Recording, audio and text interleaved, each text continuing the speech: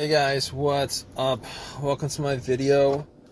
So, I am having a situation right now with this car. Man, this car was driving fine all day without a single issue.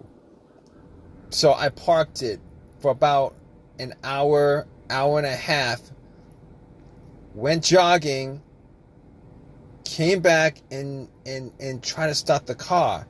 So everything happened normally, like as if there was no issue. The remote security of the alarm worked fine. Got in the car. All the sounds work.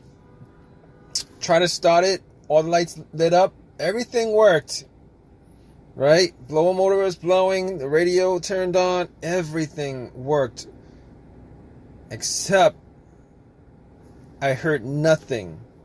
There was absolutely nothing coming from the engine. Alright, it wasn't cranking, it wasn't making any noise, and all I heard was one single click. Like every time I try to start it, and I must have tried to start it at least 12, 15 times, every single time it was like a click, a click. Every time when I try to start, and it got fainter. Every single time I try to start it, it got fainter and fainter.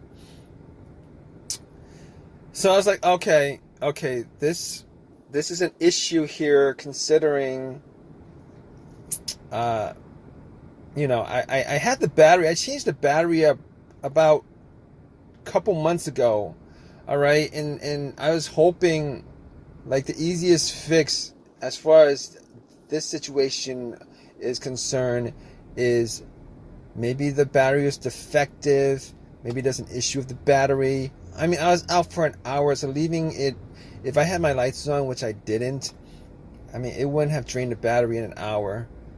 So basically what I did was, I thought it was the battery to begin with, so I turned the headlights on, I got out, I checked, the headlights were bright. The headlights were bright. So, but I mean, I couldn't say 100% for sure that it was not the battery. So I lifted my hood and,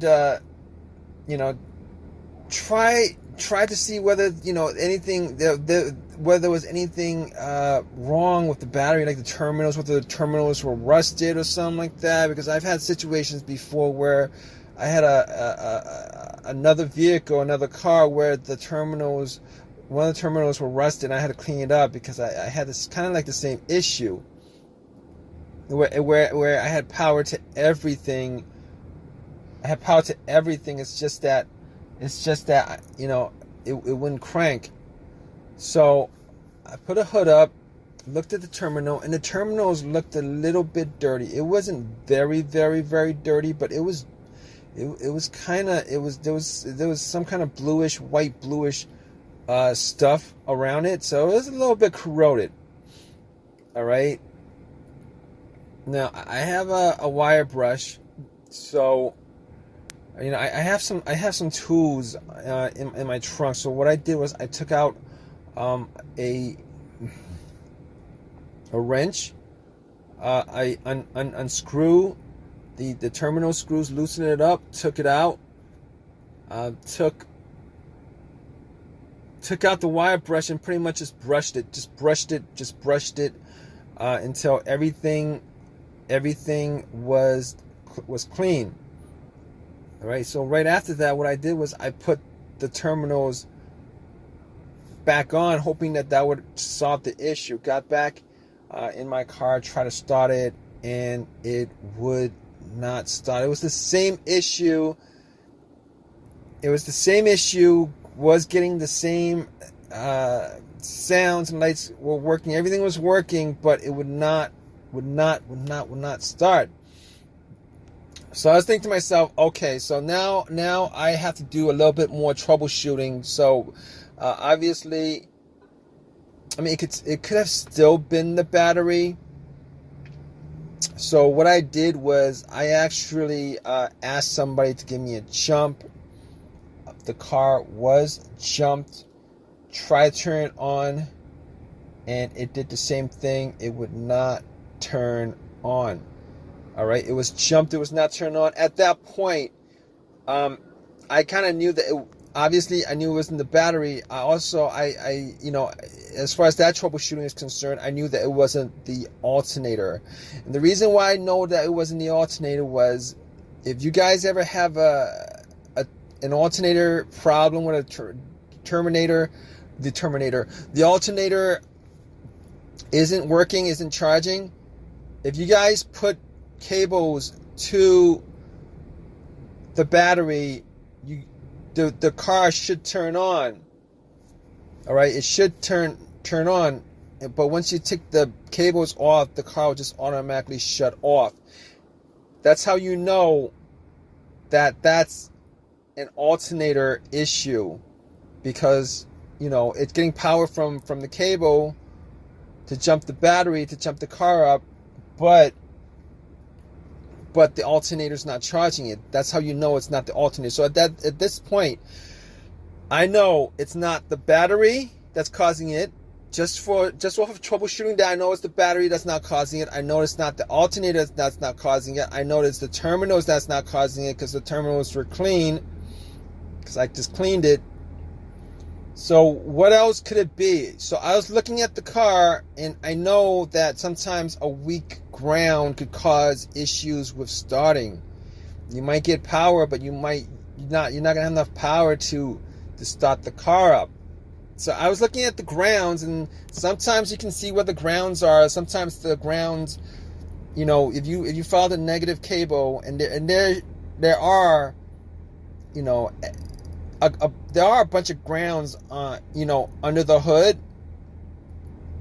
But the main ground is the negative cable on the battery. You could try to follow that, which I did, to the frame of the car. It'll either be on the side, sometimes it'll be below the battery. If it's below the battery, you might not be able to see it too well. If it's connected to the side, you should be able to see whether it's corroded or not, etc., etc.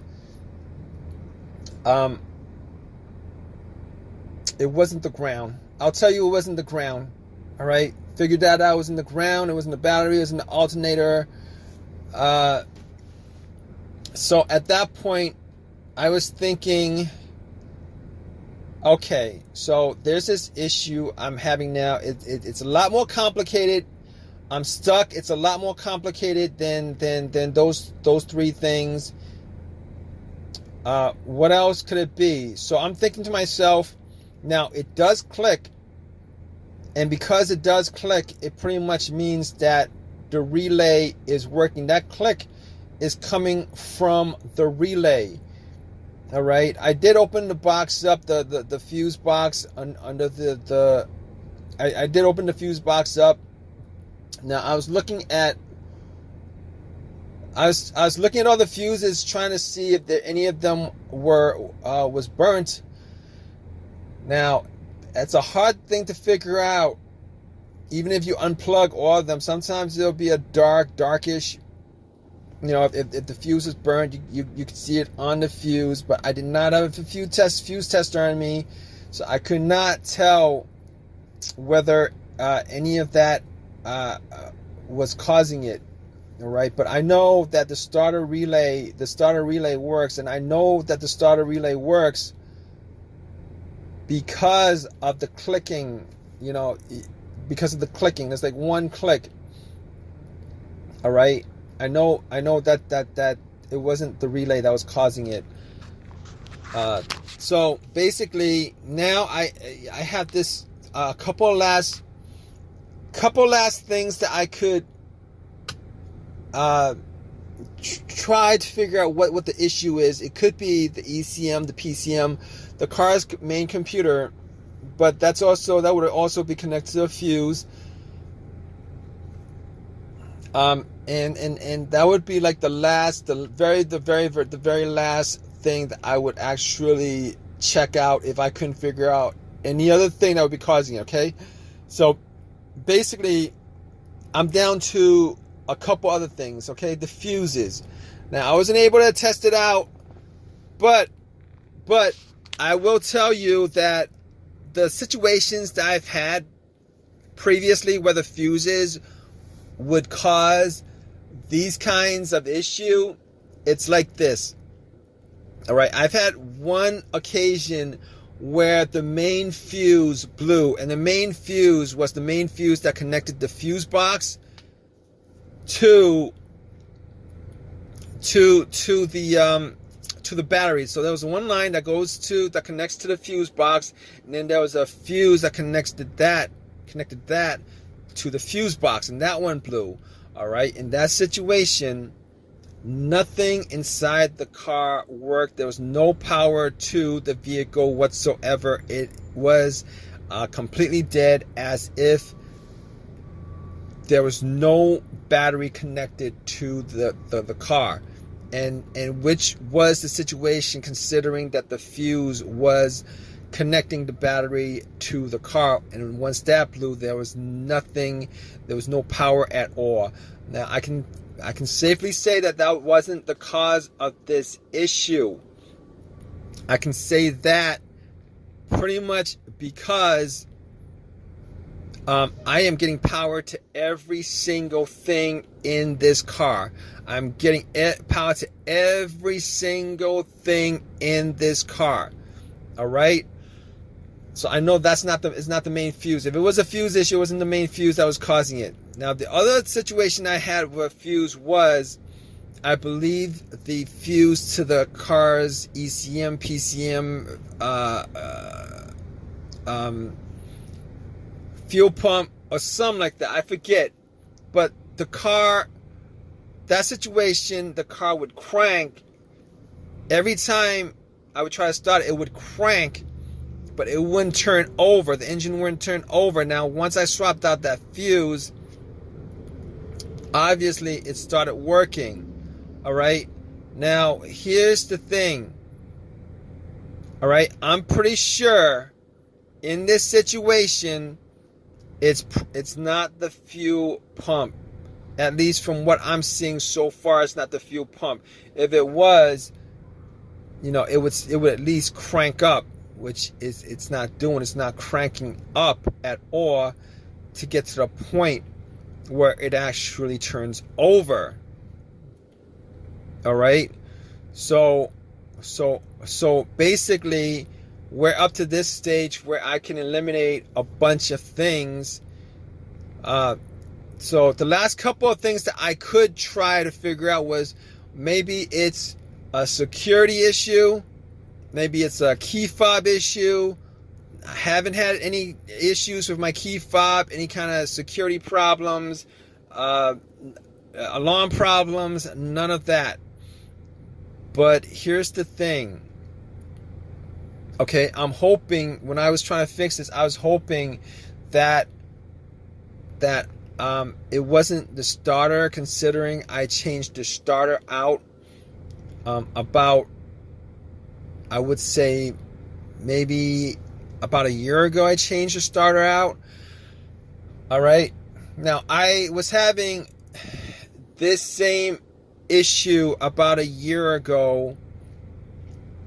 I was having the same issue about a year ago. All right. Now, I didn't think about the starter to begin with, because that starter that I put in about a year ago should have lasted me a good, I would say it should last me a good over 100 miles, 100,000 miles. I mean, a good over 100,000 miles, 125,000. It should last me quite a while. I should get years and years and years and years from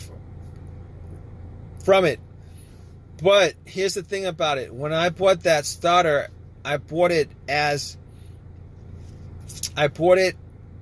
a refurbished starter. Okay, I didn't buy the starter brand new. All right, refurbished starters, if you guys don't know about how remanufactured, rebuilt, refurbished stuff works, particularly in the auto market, the way it works is they take the core, which is the old starter or alternator or whatever, and what they do is it gets reused. All right, it gets cleaned up.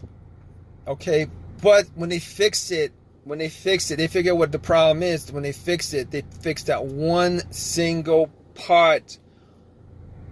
They fix one single part on that starter or alternator or whatever it is that's been rebuilt. Okay, they fix that one single part. So the rest of the alternator or starter or whatever it is that was rebuilt, they reuse. So the rest of, the components essentially have whatever it is, the mileage, still have whatever it is, the mileage that it was used when it broke down.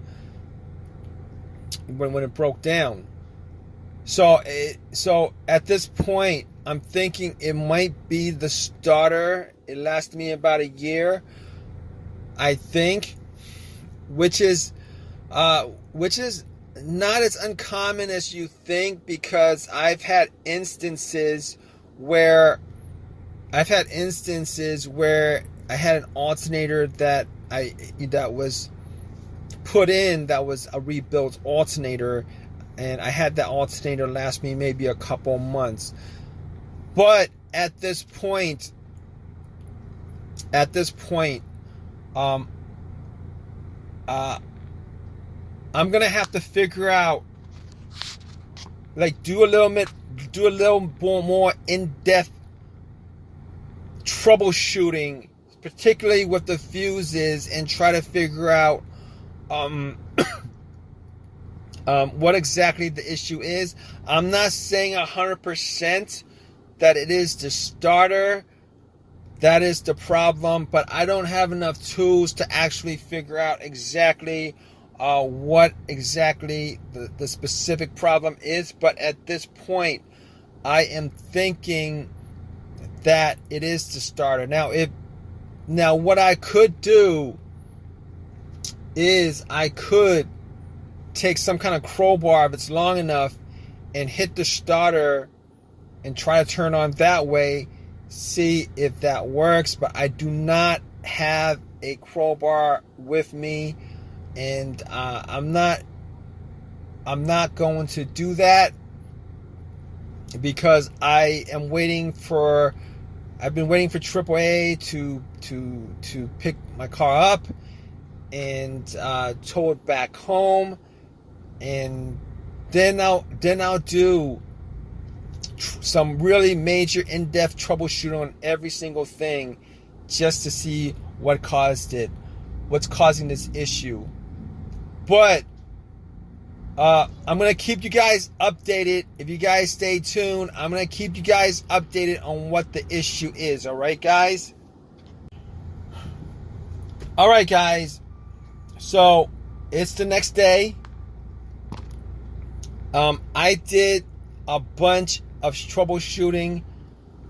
I didn't want to take the starter out first. All right, went through everything again. Try to jump it again. I forgot to mention about the brake switch. All right, I checked that. The brake lights work, so I know it wasn't the brake switch that was causing it. So nothing else seemed to have caused it. And all right, so I got to the point where I kind of isolated it to the starter. All right, so I was able to take everything out, and I actually put a wire from the battery to the solenoid of the starter and try to bypass everything and try to start that way. But it did not start up, didn't work, I don't even think it actually rotated or anything like that. Didn't hear anything coming from it. At that point, I knew it was the starter that was the issue. So what I did was, I took everything off. I took it out. I took the starter out. Took it to AutoZone, and I could have had them test it out, but there was no point to that because once I put the positive and the negative to the starter, it should actually start up. It didn't start up. So, but at that point, I had a couple of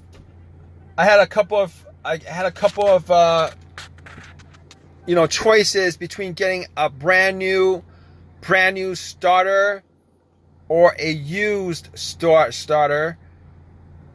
Or no, not a used one, but a rebuilt one, like I did about a year ago. It's under warranty. All right, it's free. I'm taking a chance on it, but I could probably be taking a chance on a brand new one too.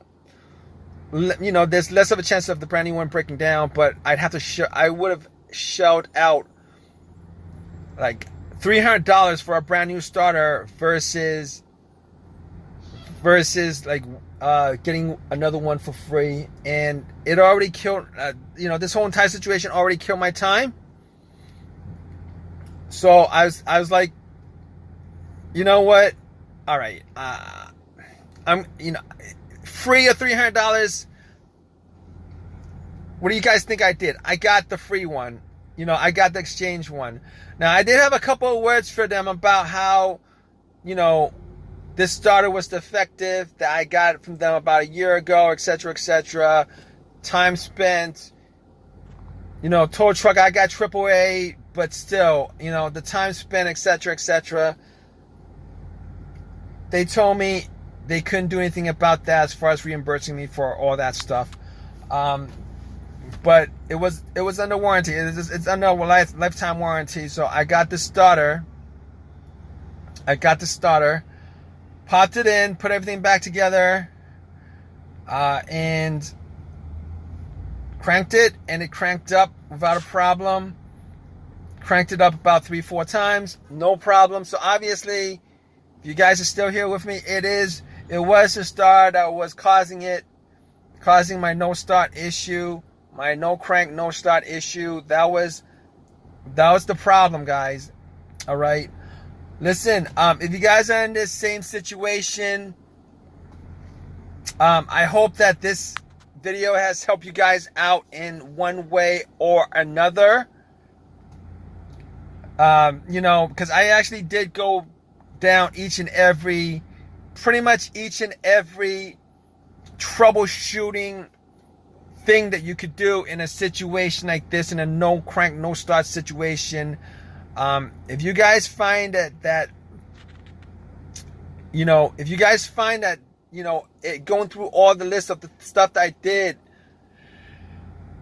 you're still having the same problem, it could be a couple of things. I mean, it could be maybe your key fob could be causing it. Alarm issue could be causing it. Maybe a negative wire somewhere could be causing it. But I really do hope that this has helped you guys out. If you guys have any comments, please leave your comments in the comment section. Please subscribe.